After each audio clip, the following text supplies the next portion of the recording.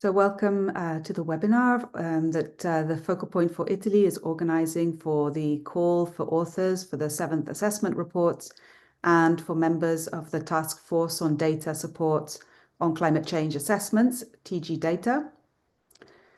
We're going to be speaking in English. This is organized by the Focal Point for Italy. We treat the nominations from experts based in Italy, but we're very happy to have visitors from other parts of the world. And also we use English since it's the working language for the IPCC. And we have experts obviously based in Italy who are speaking in English. So today I have three guests with us. We have Alessandro Spinuso from KNMI. He's based in the Netherlands. We have Annalisa Cherchi from the CNR and also Rita Nogherotto from the CNR in Italy. Alessandro is a data and computational scientist, and Annalisa and Rita are climate scientists. So the idea is that I will describe a little bit what the call is about, what to think about if you're considering nominating. And then I'll come to Annalisa and Alessandro and Rita to share their experience, so they can share their experiences with you. So first of all, just to introduce you to the role of the focal point. So I'm the alternate focal point with Professor Antonio Navarra, and our role is to interface the national scientific community and the political and stakeholder communities with the IPCC. And we represent Italy in the IPCC plenary sessions, and we do a lot of work to try and communicate and disseminate the activities, how to participate at all the different stages, and also we try and disseminate the information that comes out of these reports. So we have a fantastic webpage, I would say. It's in Italian, but there are also products written in English, and you're welcome to also join our newsletter. We often organize seminars and alert the community to all the different milestones that are happening within the process so that you can consider participating. So CMCC, the Euro-Mediterranean Centre on Climate Change, has a role which is assigned by the Ministry of the Environment and Energy Security in Italy to deliver this contribution from Italy to the IPCC. So here are our special guests, and I already introduced them briefly, but just to say their roles so that you'll hear a little bit about what it's like to be involved as these roles in the IPCC. Annalisa was a lead author in the Working Group 1 report in the previous cycle, in the AR6. She was lead author of Chapter 8 on the water cycle changes. Rita has just started the new process. She just came back from the first lead author meeting of the Special Report on Cities and Climate Change maybe a few weeks ago. And she's a lead author of Chapter 5, which is about solutions by city types and regions. And then Alessandro has been participating as a contributor or deputy member, shall we say, of the task group on data support for climate change assessments called TG Data for short. And you'll hear about TG Data. It's a really important but less well-known part of the IPCC. So the Intergovernmental Panel on Climate Change, as you will probably know, is the body that really interfaces with the scientific and technical communities on all topics related to climate change in the UN context with governments. Its role is really serving the science policy interface, and it's a unique body which really brings the scientific community in direct exchange with government representatives. As I'll describe shortly, the process involves the production of reports, which you could consider as a sort of co-production even that involves government representatives. So it's a particularly interesting process to become a part of. So the structure of the IPCC is, as I said, there's an intergovernmental body, the IPCC plenary, and within the UN, the parent organizations are the World Meteorological Organization and the UN Environment Programme. And the body, the plenary, elects every cycle a bureau of scientific and technical representatives coming from all regions. And the leadership, which consists of the co-chairs of the respective working groups and also the Task Force on National Greenhouse Gas Inventories, forms an executive committee with the chair of the IPCC and the 3 vice chairs of the IPCC. And you have a secretariat that serves the functioning of the the plenary and the executive part of the organization. And then you have technical support units, TSUs, which run more the process of undertaking an assessment, working with authors from around the world and the respective bureau members. So here we're going to talk about entering this process as an author, but as I'll say right at the end, there are various ways of being part of it, including contributing and reviewing the reports as they're prepared. So it's really an effort that must involve the full community for it to be effective, so that we are treating a broad, the full breadth of the knowledge that is available in the literature and in the communities around the world. Then you have this structure which was created in the last cycle. It's called TG Data, and it connects with all the working groups, and there are members that are selected through nominations from governments like the authors, and then there are ex officio members from the technical teams, the TSUs, and what is the Data Distribution Center. So the products of the AR7, I'm sure you're familiar with it, but just to remind you, we have a work program that started this year. There's a special report on climate change and cities, a methodology report on short-lived climate forces, and a methodology report on carbon dioxide removal technologies and carbon capture utilization. So the methodology reports are produced by TG Data, the Task Group on Greenhouse Gas Inventories. And then there's the full AR7 Climate Report, which has 3 contributions. Working Group 1 about the physical science basis of climate change, Working Group 2 about impacts, adaptation and vulnerability, and Working Group 3 about the mitigation of climate change. And just to flag that within Working Group 2, there's a product that's been agreed by governments in addition to the reports, which is an update to the guidelines that were produced in 1994 on impacts and adaptation. And the cycle will be closed by late 2029 with a synthesis report. So quickly skimming through the outlines that were agreed at the last plenary session by the IPCC, we have the Working Group 1 contribution, and there are 10 chapters that were agreed to by governments. The process comes from a scoping process by experts, and then in the plenary session, governments will agree that these proposed outlines meet their needs for information in the policy context. So you'll see an evolution since the 6th Assessment Report of the Working Group 1 outline. There is, I would describe, a stronger integration of contributions, which previously you can maybe spot were in separate chapters. So the idea is to really integrate the report, condense it somewhat. Working Group 1 in the AR6 was substantively, shall we say, rich and long, and the process now has thought that basically we can provide updates and more progress in integrating information. So this is a progress in the outline. You see in Working Group 2, I would describe a report evolution that's a little less, it hasn't changed as much as Working Group 1. The report starts with some global chapters. There is an additional emphasis on more about the progress in adaptation, and also information and responses in relation to losses and damages. And a novelty is the presence of a finance chapter. Then you have a series of regional chapters and sectoral chapters, which have indicative content, which is common to all of these chapters, and then specific content related to the various areas being addressed. As I said, there is going to be this technical document that will be an additional component of the Working Group 2 report. Then the Working Group 3 contribution has some characteristics similar to the AR7, but I would say an important progression is, for example, the treatment of future pathways of mitigation. There is a much stronger integration in the context of sustainable development. Then, just to remind you how IPCC reports are produced, as I said, they initiate the development of the report at a scoping meeting. Then the IPCC will approve that outline. Governments nominate experts, and the Bureau selects these experts. Then the process begins, and the authors work over a course of about 2.5 years to draft a report through multiple iterations that are reviewed, and then finally the summary for policymaker of those reports is approved by governments, and once that is approved, the report becomes published. So here we are, we're at the point of the call for nominations. So how candidates should apply? You will find on the Focal Point for Italy's webpage, we have a dedicated briefing on the call for nominations.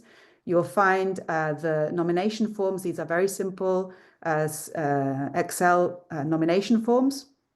Within them, you can select which chapter you would like to participate in. You can select up to 5. And then you provide a CV, which can be a maximum of 4 pages, and be very careful of the size and format of these files, because otherwise we actually can't upload them onto the system. So please follow the instructions carefully. And you submit these 2 files to your national focal point.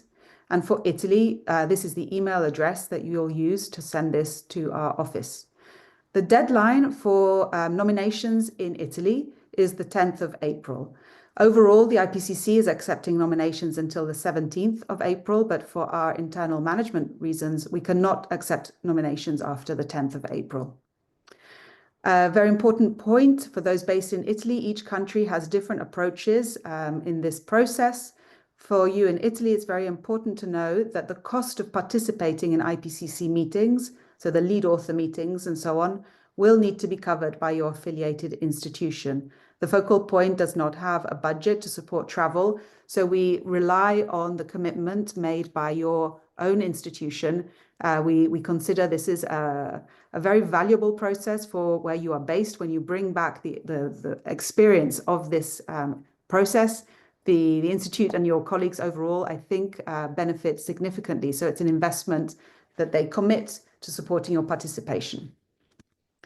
Just to add, for those coming from countries in the Global South, the IPCC has a trust fund which will cover the expenses of participating in meetings. So here we start considering whether you would like to nominate into the authorship roles. So first of all, I showed you the outlines of the chapters, but it's really important to consider very, very carefully the outlines in terms of their indicative contents. So here you can see, and when you have the slides, you'll be able to find very quickly the agreed outlines. And what these show is for each chapter, you'll have a title, indicative bullets of contents, and they may or may not have the number of pages already agreed. You'll see that the chapters will include frequently asked questions. There may be boxes or other types of content that the government's agreed to. And overall, the report will include a summary for policymakers and a technical summary. So if we look here at the indicative content of, it was in the case of the special report on global warming of 1.5, this chapter the title was Strengthening and Implementing the Global Response to the Threat of Climate Change. And I won't read each bullet, but these bullets are not saying the structure of the chapter as such. It identifies the topics that are agreed to, both from the scientific community, but also from the government's perspective, to be particularly important information that's relevant for policymakers that really builds on the latest progress in the science. So here you will carefully read what is in the outline and see how your expertise contributes. So really don't just think of the title of the chapter, go and see exactly how your contribution fits directly into these bullets.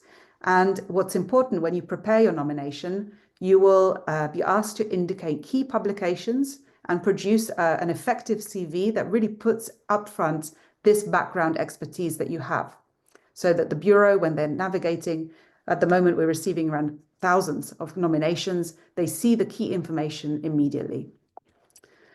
Then, with the selection of participants goes through the Bureau itself. So the Focal Point transmits the candidates who meet the basic criteria, and then the Bureau will spend, it takes maybe 2, sometimes even a little longer, months to process all of this information. You can imagine receiving thousands of candidates to try and build author teams, which generally have 10 to 15, maybe 18 authors per chapter. They will have coordinating lead authors, and you can imagine having to build carefully a complete as possible team of authors that brings the relevant scientific, technical, and socioeconomic expertise. It brings geographical representation, a mixture of expert with previous and not experience because of a wish to renew and bring new points of view and perspectives. Gender balance is another critical criterion. And then there's an effort to not only have academics involved in the process, but much more participation from practitioners of different kinds so that the policy relevance and the way the information is delivered and synthesized is as effective as possible, but also because the knowledge holders are also practitioners, and so so-called grey literature and also indigenous knowledge is sought for this process. So in terms of the roles and expectations, there are 3 roles you would nominate for. The first is being a coordinating lead author. So they have the responsibility of coordinating the assessment of the whole chapter.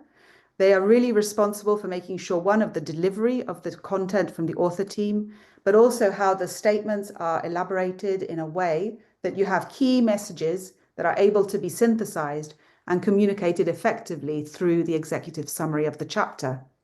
Then the coordinating lead authors will contribute to the preparation of the technical summary and the summary for policymakers. And then you have the lead authors, and they are generally assigned a specific part of the chapter. So at the beginning of the process, you will agree on a skeleton of content, the sections and subsections, and then you're assigned to one of these areas, depending on your expertise, with other authors, and there you start to draft and produce the basis of the assessment. And then you will conclude in your section the findings and move them into the executive summary of the chapter.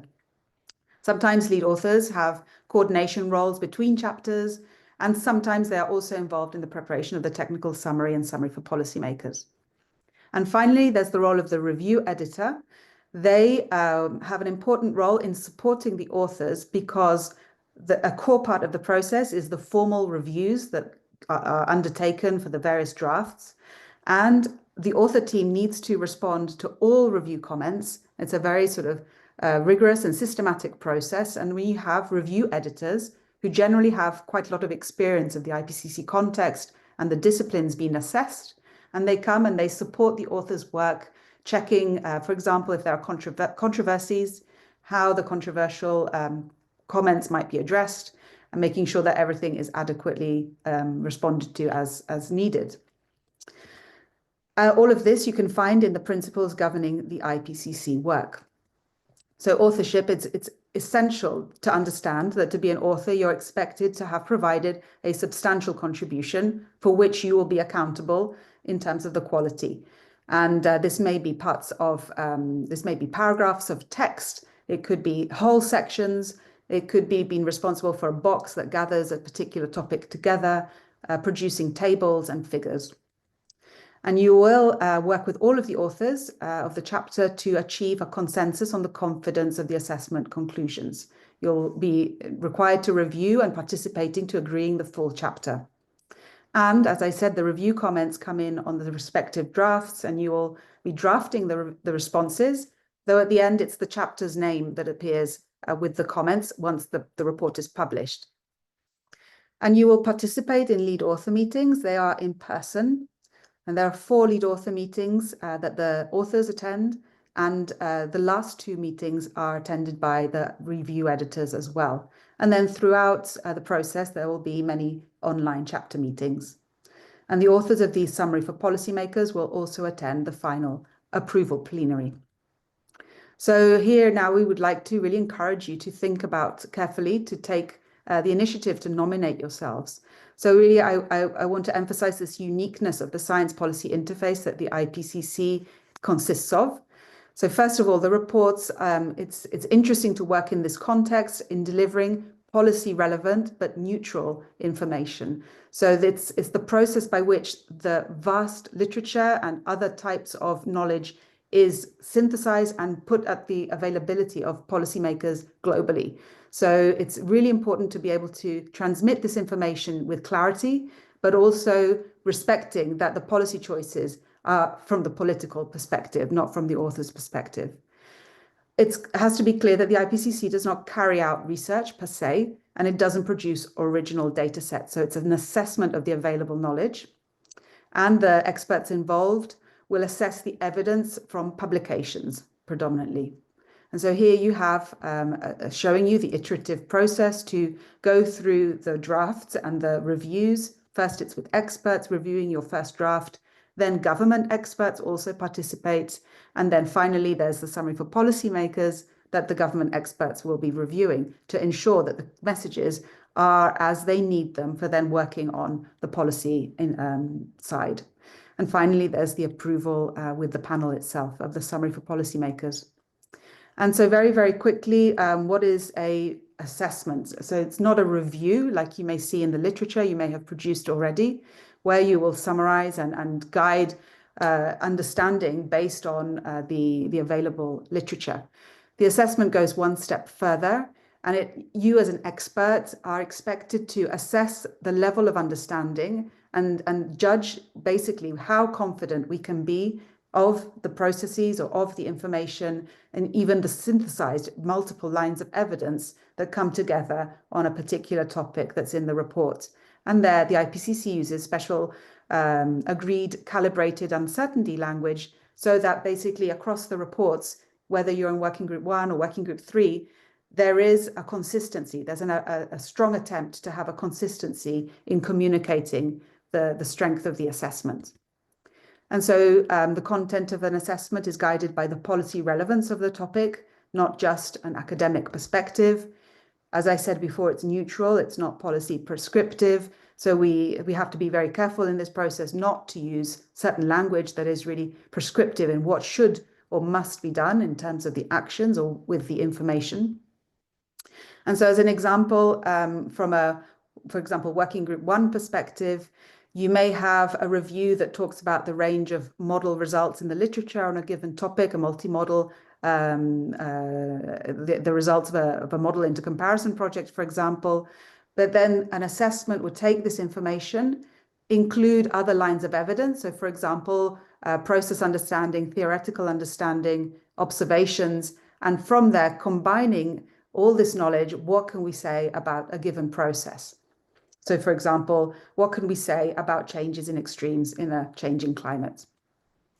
And the authors assess the available evidence. It's not your own literature that you're assessing or communicating.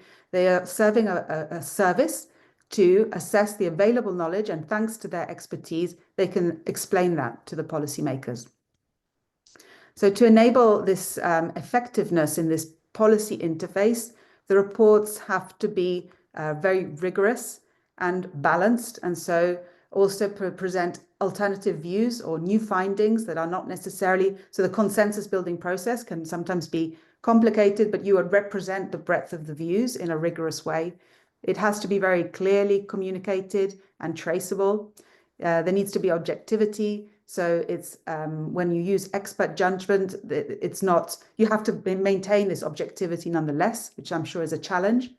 The reports have to be focused. Also, the figures have to be very focused and clear. So we speak about figure intents, the clear objective of what the information in the figure is. We see a co-design process, which is enhancing the strength of the connection between the science and the policymakers.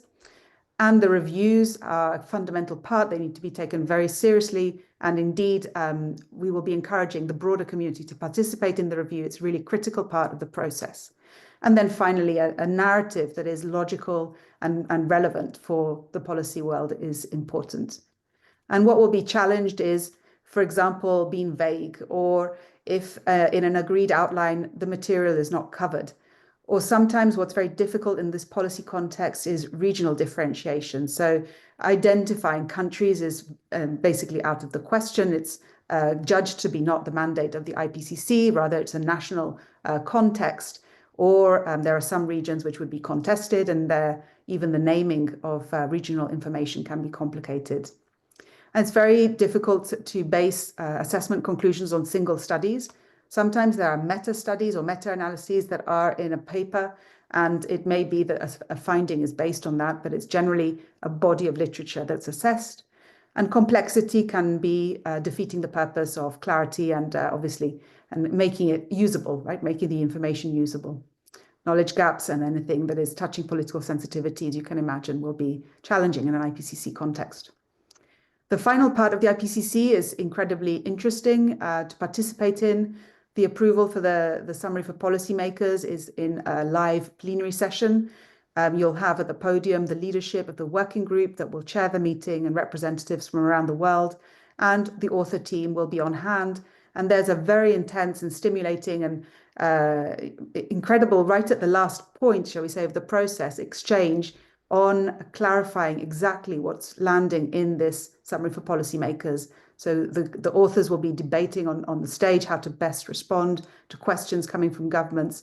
There are discussions, huddles, contact groups with government representatives. It's a fascinating process. And so you see these images really indicating the intensity of the moment. So these experts coming, this is the special report on the ocean and cryosphere from the AR6, and experts coming from multiple disciplines, many different countries coming together to respond to the government questions. And what happens in this process, maybe sort of questions about what the governments are meddling with. This is an example from the 1.5 summary for policymakers. You see what the governments were after was more specificity, in fact. So when we talk in the first sentence about sea level rise increasing, they want to make sure it's clear we're talking here about global mean sea level rise. And then governments from the small islands in this case wanted it to be very clear that continued sea level rise beyond 2100 was dependent on future emissions pathways. So this finding was not highlighted by the authors in their process, yet for them it's really critically important from a political perspective to have this information. And they wanted added in the fact that a slower rate of sea level rise will allow for effective adaptation. And so the motivation for mitigation is clear. And they wanted this information despite the fact it only had medium confidence. And so if the request is scientifically robust and acceptable from a technical perspective, then the authors will work to find an appropriate solution to the government's questions. And finally, the summary for policymakers text is agreed line by line with a gavel. And so these documents become incredibly powerful going forwards from this process. And what you end up with is, in the case of the AR6, here it is, the Sixth Assessment Report, the climate report. And it's made by, I would say, a relatively small number of authors, considering the body of literature that is going into this process, and notably the review comments. So it's really a broad community effort that leads to these synthetic findings agreed by governments. An important dimension is traceability, and you'll see here a sort of little infographic going from the publications on the left, the scrutiny that goes through in the assessment, producing what can be quite a substantive document. And then from there, it's synthesized, bringing lines of evidence from different chapters together to underpin an effective, short, direct summary for policymakers. And the traceability is important for the text and the publications that it comes from, but very critically also for the figures. Because as you go through this process, the figures are bringing together findings from many different publications at times to become even more impactful at the end. And so this traceability, as I said, it's partly in the assessment itself. You have a clear narrative which says, what did we know at the last assessment? Why is this topic relevant and it matters? And what is our current understanding? It's that part, I would say, it's a bit like a literature review. And then we end with a confidence statement of these conclusions. But in terms of the data side, and here I come to the role of TG data, since the Sixth Assessment Report, the IPCC has for the first time implemented FAIR data principles, so findable, accessible, interoperable, and reproducible or reusable data principles, best practices in data science, which we know from the academic perspective is increasingly mandatory. So in the IPCC, this is very important for the accessibility of the assessed data to enable anyone, where it's from government, from the private sector or from academia, they may access the assessed data and see what their findings can bring, what happens if they add their own data or continue the research from there. Then clearly there's an issue of long-term preservation. So when you have a report, a published document is one thing, but the data is also important to curate on a long term to allow for that traceability and stability of the information. And then obviously it's a method to credit the authors and contributors. Sometimes there are not authors who are contributing to the development of code or data, and in this way, their effort is included in the report. And then there's the error protocol. So if there's a mistake in a report, sometimes you find a mistake after it's approved. There is a mechanism in the IPCC to document a process by which the scientific leadership will check if the error is in fact the case, and then they will produce a response, a correction. And for the first time, we are able to implement this in a transparent manner for the data side of the information. So it was used for the first time in the AR6. It was partially implemented. It's an enormous effort to try and get this off the ground. It's been adopted for all summary for policymaker figures. Working Group 1 produced an interactive product, the Interactive Atlas. And the only reason this product that was not a black and white printed document was acceptable in IPCC context is because it had full data provenance and the best standards of data management. So it enabled us to achieve this innovation in the AR6. So that's the end of my overview. And I wanted to remind you and bring back to the room, to the table, Annalisa, Rita, and Alessandro. And now basically what I have is a slide each as an introduction, as a starting point for the conversation. First of all, thinking about TG data. This is an area, as I said, many people are not so familiar with in the IPCC, but Alessandro, I wanted to invite you to first maybe just say very, very briefly what your expertise is, just in a couple of words, because who applies to be a member of TG data, and maybe just a few words about the type of work that is involved and why this is important, what your experience of this has been. And then I come around to Rita and also Annalisa. Yeah, first of all, good afternoon, everyone. And basically, my expertise and the reason why I was also invited to participate and contribute to the TG Data group was related to the fact that I have a background in data provenance. As a computer scientist, this was basically a detailed and very specific knowledge that was lacking at the time of the establishment of the group for task group in AR6.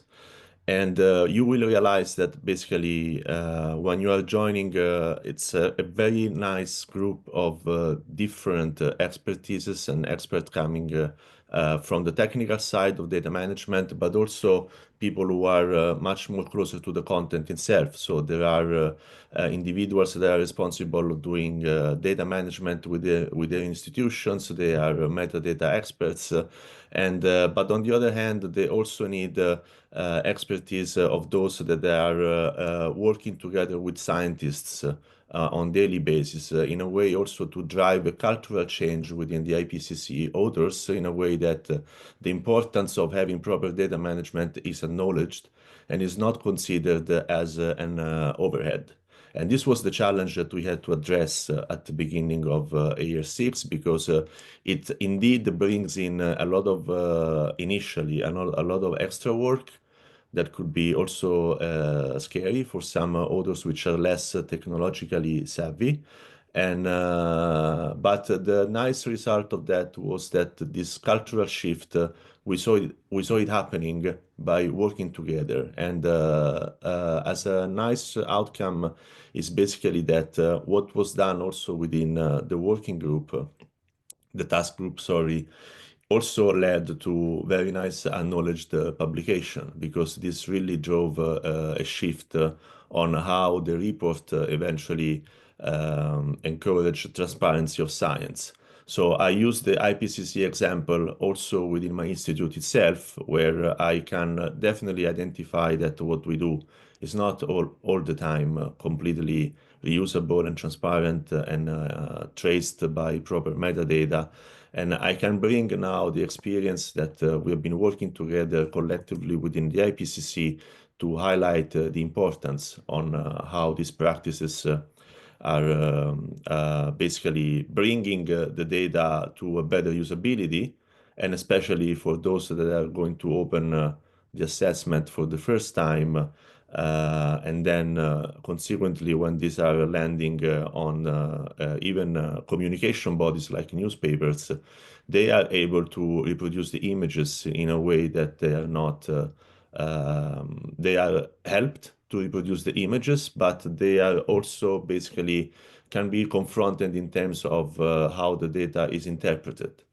And having the code that was not part of the previous assessment as one of the first-class citizen of the digital asset, which are also representative of the IPCC reports, was a very important breakthrough that helped to also validate in terms of trustworthiness of the information that is provided. So I think that overall it was so far like an enriching experience, also because you see the results and you get to know also a lot of experts, which are definitely enlarging your personal network, but not only on the professional side, but also on the personal level, because it's really that are really driven by a mission.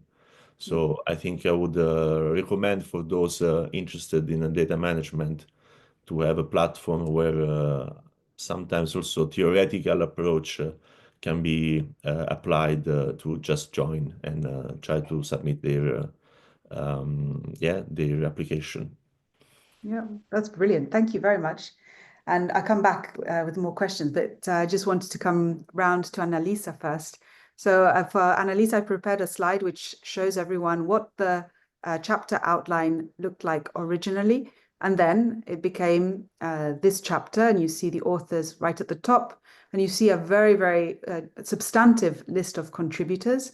So maybe you might say a couple of words, or we can come back to what the contributing author role is. And as a result of the work in this chapter, which was a new chapter in the Working Group 1 report in the 6th cycle, there are highest level conclusions about how global warming is affecting the water cycle. We see conclusions regarding the monsoon and extreme events related to the water cycle. And in the chapter, if you go and look at it, it's a very it's a fantastic chapter. It goes through why should we expect these water cycle changes, and it's based on many different lines of evidence: theoretical, observational, modeled, paleo, etc., and process understanding as well. And it also has a part which is about potential abrupt changes. And maybe Annalisa, if you can say maybe just again 2 words what your expertise was that you brought to that chapter, and your experience of participating. For you, it was the first time in this process, what it was that it enabled, shall we say, a process that led to substantive conclusions of this kind, and your thoughts about the assessment process as a way of working. Yeah, thank you, Anna, and good afternoon, everyone. Yes, so I contributed to this chapter that was fairly new with respect to previous assessment reports, because it was dedicated to the water cycle, while in previous assessment, the water cycle was spread out around the different chapters of the report. The expertise that I bring in was mostly related with the modeling part, but also mostly specific to the monsoon. That is the main area of expertise that I contributed to in my research. And of course, monsoon is a very specific aspect of the water cycle, with a very interesting as case study, as a way to have the modeling aspect, but also a way where to see the differences that exist between the different monsoon regions in the world. So it's a very important aspect of the water cycle. And I started bringing that experience mostly, but then I contributed to different parts, because once you are there, you realize that there are a lot of intersection between the chapters. There are a lot of intersection between the different topics. And then there is the need to have this cross interaction and these cross topics. And then if you volunteer and if you just show a minimum of good volunteer, you are just immediately taken in, because there is a lot of need for this kind of availability. And the outline was very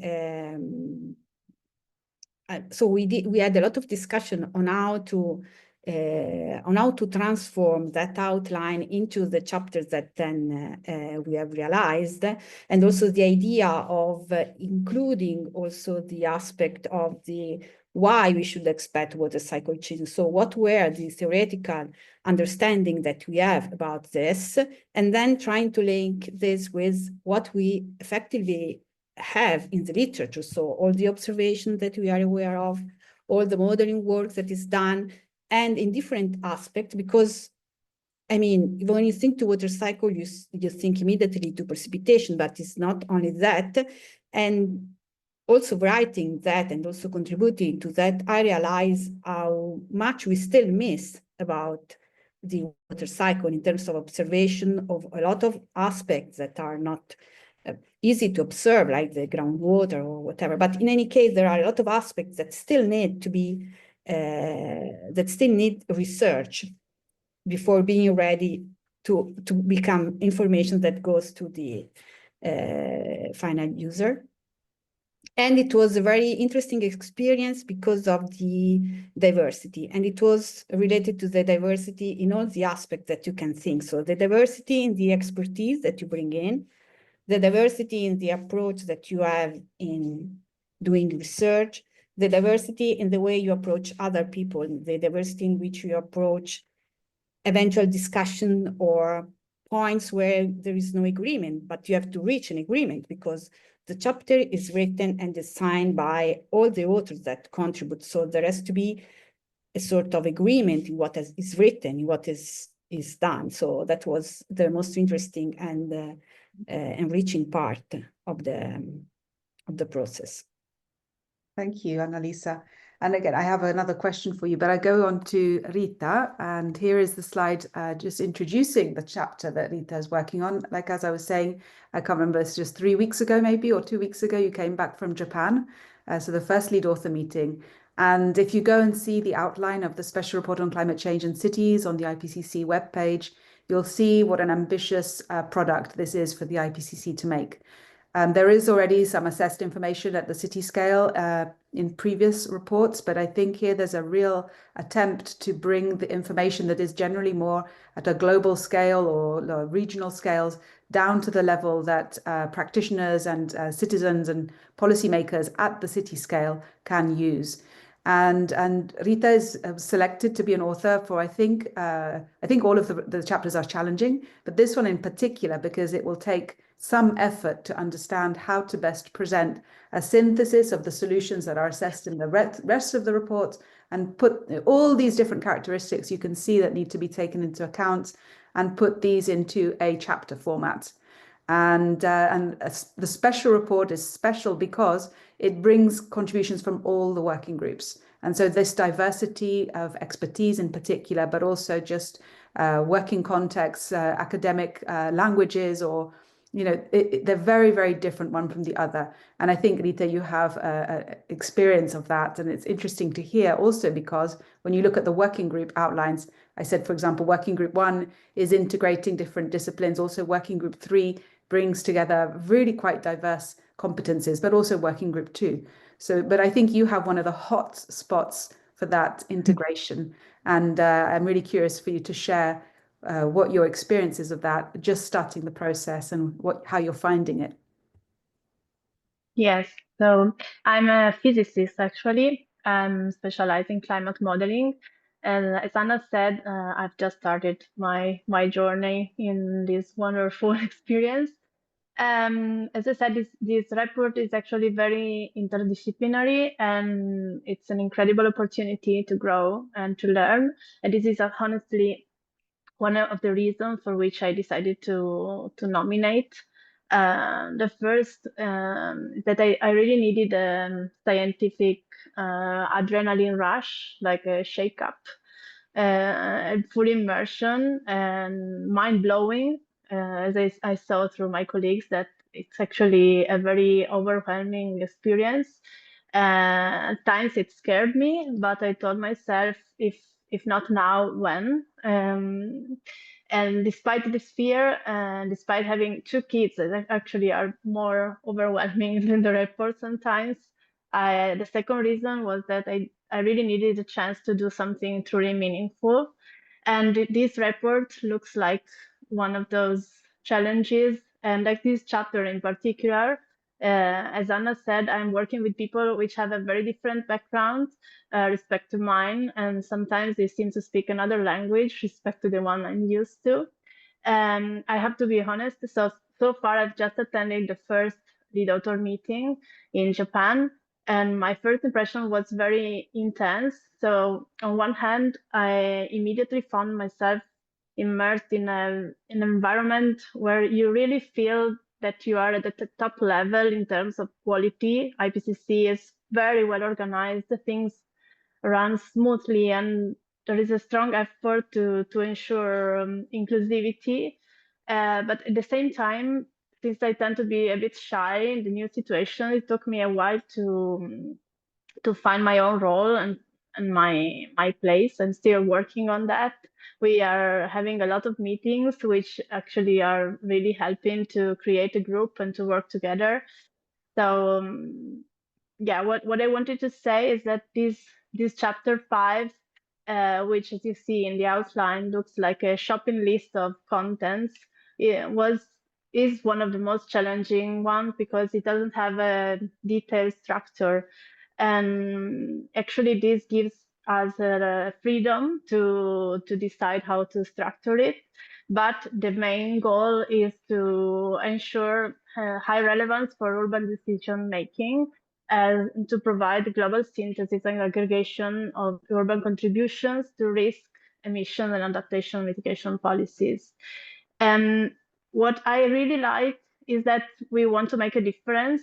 We don't want to focus only on model cities who have resources to excel in mitigation and adaptation policies, but we want to highlight case studies of cities around the world that have faced challenges in implementing policies due to economic constraint or political instability. And through their examples and experiences, we want to show that a meaningful contribution can still be made despite limitations. So our goal, I think the goal of the entire report, but in particular of our chapter, is to send a message of hope and practicality. So yeah. Yeah, thank you, Rita. It was fabulous. And we're going to be, I think, all watching, really, really interested to see how this evolves. And at the Focal Point, we'll alert you all when the first draft is available. And yeah, we'll watch this process carefully. It's really exciting.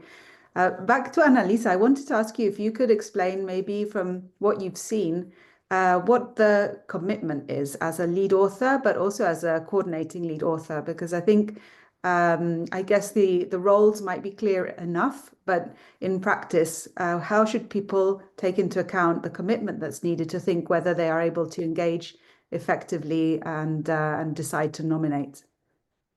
Yes, the commitment is high, and it's high, it is higher if you are coordinating lead authors, but it's anyway high even if you are a lead author. As a coordinating lead author, you need to think that you have to have a lot of time to dedicate to the work, but also thinking of managing the different contribution from the different authors and trying to combine the diversity and trying to think of how to distribute the workload and how to, and also on the other point, trying to maximize what can be done by each of the persons that you find out in your chapter, because you don't choose them.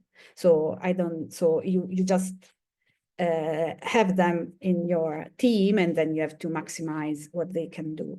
But even as lead author, there is need of a lot of time that you have to dedicate to read a lot of papers, because it is an assessment. So you need to find all the information that are available in the current literature, thinking of the topics that you are expert in, so thinking of the papers that you usually read, but also thinking of a part of literature that you probably don't touch, but you still have to consider as part of the assessment, because the assessment has to be broad. And then you have to think also of what kind of help you can check, we can ask, because there are also contributing authors, as you were saying before. So there are also persons that are not nominated at the first point as author, but that can be very, very useful and can be bring in a later stage as contributing author. So expert in a specific topic or aspect of a topic that can give a substantial contribution to the chapter. So that list can be large or short depending on, but that is another role that has to be. And then the commitment is also large because you have to think that is something that is beyond your working day. Okay, so thinking of what you do daily, then of course, when you commit and when you decide to do this, also your institution has to be aware that you will have to dedicate time to that, and that would be other tasks that will be left out because you can do everything. But even in this case, you have to think that you are working with internationally, so you have hours that are not always the hours that you work because you are. Yeah, trying to schedule these meetings is always a bit of a problem. But you pointed out one, emphasized the point about institutional support for your work as an author. And I think it's really important that if you consider to nominate, you discuss this with within your institute, because it is a time-consuming effort, and I urge that institutions provide understanding and space and support for those who bring their work into the IPCC. And in this context, Alessandro, if you're still there, because I don't see you anymore. Yeah, I am. Yeah, you said, sort of related to this, you said this is a voluntary contribution. So, I mean, can you say a couple of words about the way the institute where you're working at can and should support the work, but also in terms of funding? Because we were talking earlier and you were saying when you started, you didn't actually have a dedicated funding for this, but then since then there are opportunities. So maybe just to share this context with others. Yeah, no, basically it's important that, as was said before, that they are aware of this endeavor, and they see the value of that, because it's very, so it's also up to you to feedback to the Institute back about what was achieved, and see where are basically the areas and the point of interest, and where IPCC can actually contribute back with the new practices or also new field of research. So I think this was giving more motivation in keeping this collaboration going. And of course it takes time. So in my case, I had some, eventually we managed to agree on a pre-allocated budget that was basically supported by those that are responsible for the international work that we do. And in that way, I managed to basically fund my hours, and also travels when it was needed, which is in the case of TG Data, there is one international travel per year, which in case of the Netherlands, of course, it's not funded by UN money, but we need to have our resources for that. And then there are meetings which are happening monthly based or bi-monthly based. So depending on the status of the progress and also when the draft they need to be delivered, then there is more pressure in a way, because what we do consider that it's not only producing guidelines, but it's also working closer to the TSU to make these guidelines practically applicable. So especially now, for those joining in the AR7, there is a lot of work which has already been done by the entail of AR6 to make all the guidelines implementable in a way that the level of automation is increased, so to reduce the work on the others.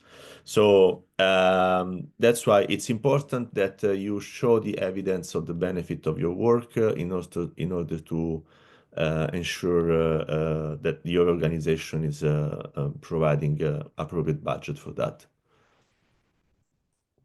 Yeah, thank you very much. So now I think unless Rita, Annalisa, or Alessandro, you have anything else you would like to add? Like, was there something you might like to communicate because otherwise I think we wrap up. I Mhm. noticed there are some questions in the questions and answer. One important question is the issue related to the current situation in the US. And I see a question about how this may affect the number of authors coming from the US. At this stage, we cannot judge what the impact will be. There are US authors that are actively contributing to the city's special reports, for example, and the AGU academic is hosting a US Academic Alliance for the IPCC, and they are processing all nominations from the US, and the submission date is the 4th of April. We'll see as we go forwards in the process, but we continue our efforts as always. And I saw a question about lead author meetings, for example, and we know where they are. Unfortunately, the information is available gradually because it depends on the hosting country. As soon as they're able to offer, to confirm the offer to host the meeting, then we know and we hear about the destination. But generally, it's a good practice to hold meetings and participate, across the world. So the meetings are generally distributed all over the world, so that the IPCC process comes and speaks directly in that country, in that region. And also it's a very enriching experience for authors to understand more some of the global contexts. So here, just to wrap up, I wanted to remind you to follow the instructions to nominate very carefully. And please adhere to these instructions, because we are obviously working on also other things. We can't dedicate all our time. So help the efficiency by following the information. Be very clear when you fill the required information on particularly the relevant publications and also your CV. Really emphasize how your work is going to be important in this context of a global context of the policy interface, but also from the scientific and technical perspective of, for example, your experiences in working on synthesis, on collaboration, on exchange with other disciplines. All this is really valued in the IPCC, and not just literature and the peer-reviewed literature, but also important reports and grey literature that you might have been involved with. And finally, just to remember that there are multiple ways to contribute to the reports. First and foremost, contribute to the literature. You have the outlines, and you can see where the IPCC is really looking for new and important findings. And so you have an opportunity to really orient you may be aware of results that are coming in. It would be fantastic to see your literature referred to in the reports. So please do contribute to the literature actively in the context of the IPCC. And then when the review calls come out, we will organize, we will encourage you to participate. We'll organize an open hour like this to really, again, explain how to participate in the review. We'll explain what the assessment is so that your review is, shall we say, orientated in the best way possible. Also considering the work of the authors, what kind of review is most effective. And then finally, as contributing authors, here it's not a question of applying to be a contributing author, but be aware that essentially the authors of the chapters have a mechanism by which they can essentially have an additional support from the community, or, for example, the chapter CLAs may seek specific technical information that they may not have a dedicated expert in the chapter team. So contributing authors are often requested to make graphics or help in a specific area. But again, be aware of the process, review the reports. Sometimes through the review process, by bringing in that extra perspective, the authors will become aware of your work and then invite you to participate. So with that, I finish again with a word of encouragement.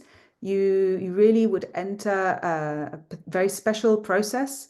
It's an experience that is, I think, unmatched in our world, in our, so we say, scientific and usual environments that we're working in. You have an ability to contribute in an incredibly meaningful way to the reports that are authoritative, thanks to this rigorous process, and they inform international policy as well at all scales. And if you are interested in communicating also to the general public, to citizens, to children, so on, the work that you'll do in the IPCC is actually a fantastic basis for communication to a broad audience. And there are experts in communication participating. So you'll get a lot of insights and you'll grow in that area as well, I would say. And then, you'll get a lot out of it from your own perspective as a scientist or as a practitioner, because you'll have broader understanding, you'll be in contact with the latest research. And I think it's fair to say it just stimulates new ideas and opportunities for collaboration. And just in general, it's an inspiring personal experience to be in that context with international experts and also see how the interface with the governments actually works. So with that, just nearly on time, I really want to thank everybody who participated. I saw there were some questions that we didn't answer. I noticed a question from Domenico Vito on climate resilient development and its integration in the summary for policymakers of the urban. Sorry, I'm reading your question now. I think you might be referring to the special report on climate change in cities. There was a product that was made out of the AR6 for urban practitioners. But anyway, I just recommend you go and look at the outline and start seeing how it's been integrated into that report. And then wait for the first review and see what your perspective is there. And finally, we'll make all of this information, the webinar itself, and any frequently asked question type answers, we can make them available on the Focal Point's website, including how you apply, where you find your focal point. If you're not from Italy, there is a list of focal points on the IPCC webpage, but we can help you find it with a direct link and things like that. And if you have questions because you can't find your focal point's email address, then we can also share with you the IPCC Secretariat's email and contact the IPCC Secretariat. So that's it. Thank you very much, Annalisa, Alessandro, Rita, for taking the time. And thank you all for joining in what must be for some lunchtime. So have a nice day. Thank you. Thank you. Thank Thank you. you. Thank you, all of you. Bye.